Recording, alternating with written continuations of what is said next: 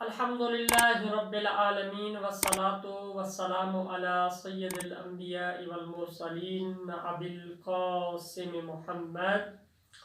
اللہم صلی علی محمد وآل محمد۔ آج فضیلت نماز کے حوالے سے امام علی علیہ السلام کا ایک قول آپ کی خدمت میں پیش کریں گے۔ امام علیہ السلام فرماتے ہیں تعاہدوا امر الصلاۃ وحافظوا علیہا واستقصروا منها وتقربوا بها فإنها كانت على المؤمنين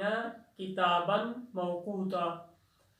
حضرت امام علی علیہ السلام کتاب نہج البلاغہ خطبہ نمبر 199 میں فرماتے ہیں کہ نماز کا اہتمام کریں اور اس کی حفاظت کریں اور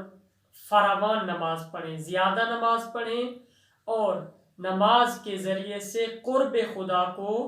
تلاش کریں، کیونکہ نماز جو مومنین کے اوپر دن اور رات کے مختلف اوقات میں واجب کی گئی ہے۔ یعنی اس فرمان میں امام فرماتے ہیں کہ نماز کے لیے اہتمام کریں، اور دوسرا جو اہم نقطہ اس میں یہ ہے کہ امام فرماتے ہیں وحافظوا علیہا، کہ نماز کی حفاظت کرو، یعنی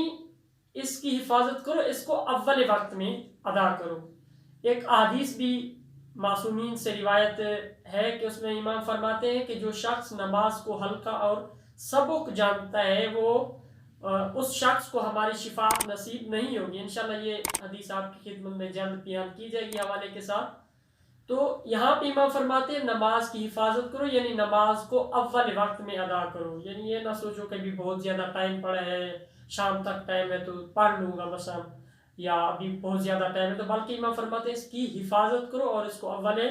وقت میں ادا کرو، اور جتنا ہو سکے زیادہ نماز پڑھو، کیونکہ اسی نماز کے ذریعے سے ہی انسان قرب خدا کو